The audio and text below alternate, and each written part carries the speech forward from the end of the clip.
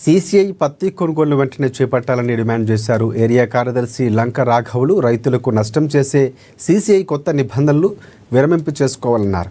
మోదీ ప్రభుత్వం చెప్పినట్లు సీసీఐ చేస్తుందన్నారు. మోదీ ప్రభుత్వం అమెరికా పత్తిని దిగుమతి చేసుకోవడం అంటే తక్కువ ధరకే ఇవ్వడంతో మిల్లు యజమానులు అమెరికా పత్తినే కొంటారని అన్నారు. మన రైతులు పండించిన పత్తిని కొనకపోవడంతో రోడ్లపై పత్తిని పారబోసే పరిస్థితి వస్తుందని మండిపడ్డారు. ఒక పక్క అధిక వర్షాలతో పంటలు పండక నష్టపోవడం, మరొక పక్క సీసీఐ పత్తిని కొనకుండా ఆలస్యం చేయడం అన్యాయమని ధ్వజమెత్తారు.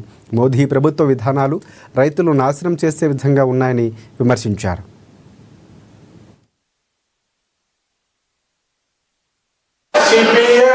పత్తిని వెంటనే సీసీఐ కొనుగోలు చేయాలని సిపిఎం ఆదిలాబాద్ ఏరియా కమిటీ ప్రభుత్వాన్ని డిమాండ్ చేస్తున్నాం. కేంద్ర ప్రభుత్వం రైతాంగ వ్యతిరేక రైతు వ్యతిరేక చర్యలు చేపడుతున్నది. సీసీఐని రంగంలో లేకుండా ప్రైవేటు దయాదాక్షల మీద అమ్మకాలు జరిగేటువంటి కుట్రలు పన్నుతున్నది. ఇది సరైనది కాదని చెప్పి మేము సిపిఎం పార్టీ మోడీ ప్రభుత్వాన్ని హెచ్చరిక చేయదలుచుకున్నాం.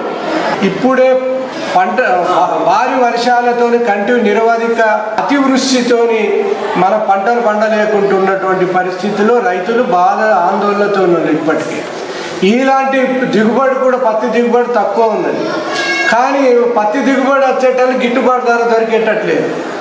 అసలు పత్తి సీసీఐ కొనుగోలు చేసేటువంటి పరిస్థితి కనబడడం లేదు. ఫస్ట్ నుంచి కుట్రలు చేస్తున్నది మోడీ ప్రభుత్వం, బీజేపీ ప్రభుత్వం.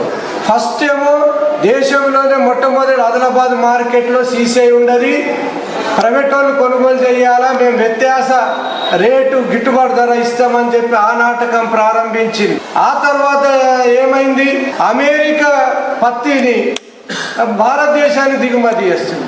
అంటే అర్థం ఏంటి, అది తక్కువ, అమెరికా పత్తి భారతదేశానికి తక్కువ ధరకు ఇస్తున్నారు. దాంతో మన ఇండియాలో ఉన్నటువంటి పత్తిని అనేటువంటిది ఏదైతే ఉన్నదో ఎక్కువ ధర అవుతుంది. ఈ మిల్లు యజమానులు అంత అమెరికా పత్తి కొంటారు, కానీ మన రైతు పత్తి కొనరు. దీంతో ఏమైంది, అమెరికానేమో ట్రంప్ ఏమో మన ప్రతి వస్తువు మీద ఆ దేశానికి పంపాలంటే 50% సుంకాలు ట్యాక్స్ చేస్తారు. మోడీ చూడండి, ఉన్న గతంలో 11% ఉండి అమెరికా పత్తి ఇండియాకి రాదు, ఆ 11% కూడా చేసి 0 చేసి పత్తిని రమ్మని చెప్పి ఆహ్వానించడం, అదిలా మన లోకల్ రైతులను అలానే ఏంటంటే చంపడమే అవుతుంది.